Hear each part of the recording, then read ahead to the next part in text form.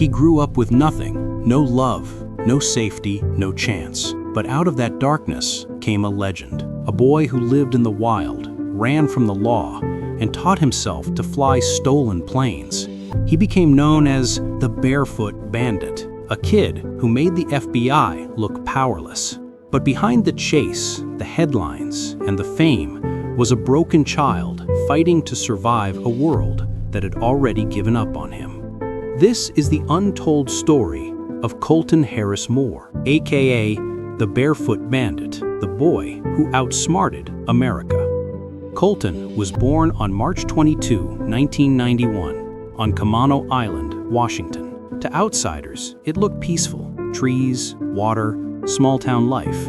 But for Colton, home was chaos. His father, Gordon Moore, was an abusive alcoholic who left when Colton was still a child. His mother, Pam Kohler, also struggled with addiction and poverty. They lived in a small trailer surrounded by forest, often without heat, power, or food.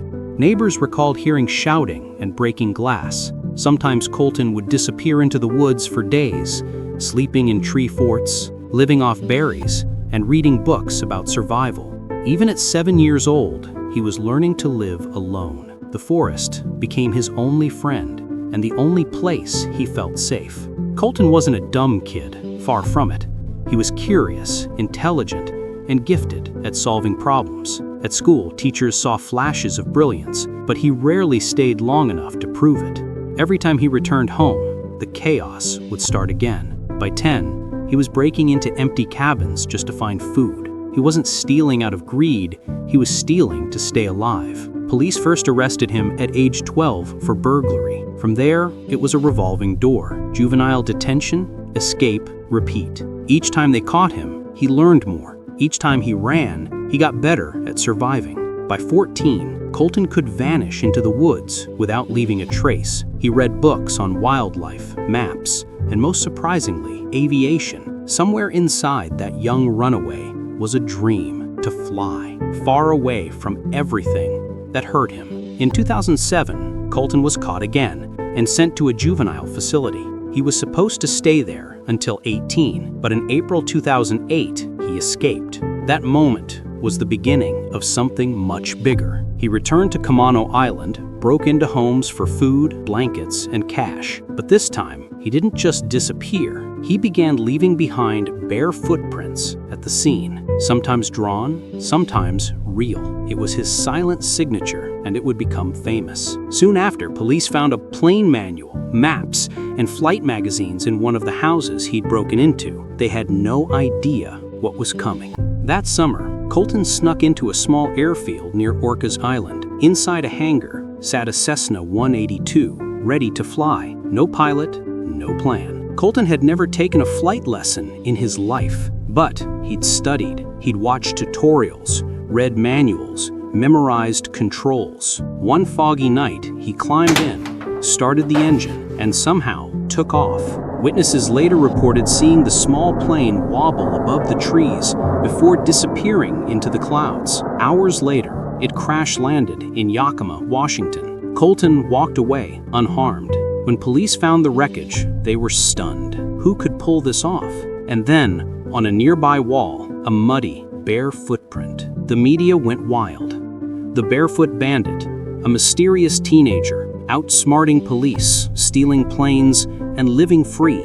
He became a folk hero. Fans made Facebook pages, t-shirts, and even songs about him. To some, he was a symbol of rebellion, a wild genius escaping a cruel world. But to others, he was a criminal, causing millions in damage. But Colton wasn't after fame. He was running, not towards glory, but away from pain. Between 2008 and 2010, Colton's list of crimes exploded. Over 100 burglaries across multiple states, cars, boats, and planes stolen, ATMs broken into, credit cards, IDs, and food supplies taken. He'd camp deep in the forest, set traps for animals, and use stolen electronics to monitor police radio chatter. He moved constantly across Washington, Idaho, and Oregon. Police called him a ghost in the woods. He always seemed to be one step ahead. At one home, he left a note that read, "The Barefoot Bandit, By 2010, the FBI and Department of Homeland Security joined the chase. They offered a $10,000 reward for information leading to his capture.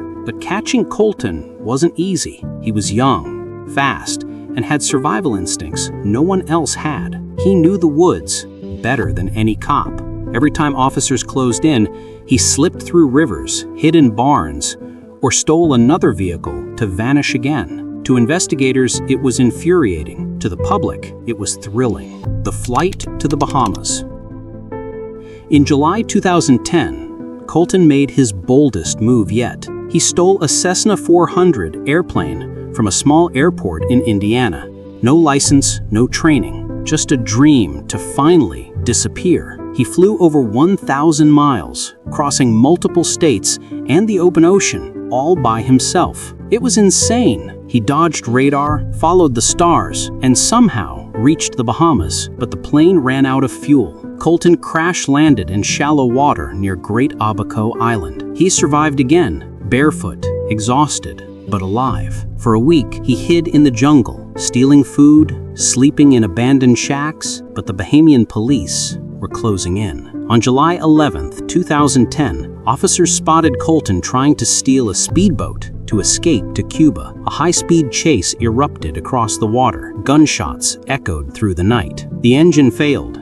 The boat spun out. Colton raised his hands, barefoot, soaked, defeated. After 2 years on the run, the Barefoot Bandit was finally caught. When police searched him, they found $3,000 in cash and a fake gun. He reportedly told them, "I'm done. I'm tired." Colton was extradited to the U.S. and faced over 30 charges in federal and state courts. He pleaded guilty to all of them. The judge sentenced him to over 7 years in prison. In court, Colton said softly, "I know what I did was wrong. I was trying to survive. I want to make things right." Life after prison. Colton was released from prison in 2016. At age 25, he said he wanted to study aeronautical engineering to finally fly the right way. He worked briefly on aviation projects and expressed interest in using his story to inspire at-risk youth. He also launched a crowdfunding campaign to pay restitution and fund flight school, but legal restrictions stopped it. For a while, he lived quietly in Seattle, away from the spotlight. His mother passed away in 2017, which hit him hard. Since then, Colton has kept his life private, working odd jobs,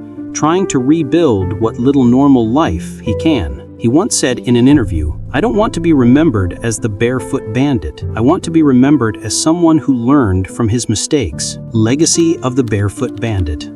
Colton Harris-Moore's story is one of pain and paradox. He was a criminal, yes, but also a survivor, a dreamer, a lonely boy who wanted to escape a world that never showed him love. He didn't hurt people. He didn't seek revenge. He sought freedom. And maybe that's why his story still fascinates people today. Because deep down, everyone has wanted to run away from something. He just actually did it. He flew with no lessons. He ran with no shoes. He lived with no fear. And somehow survived it all. This is the true life story of the Barefoot Bandit, the boy who outsmarted America.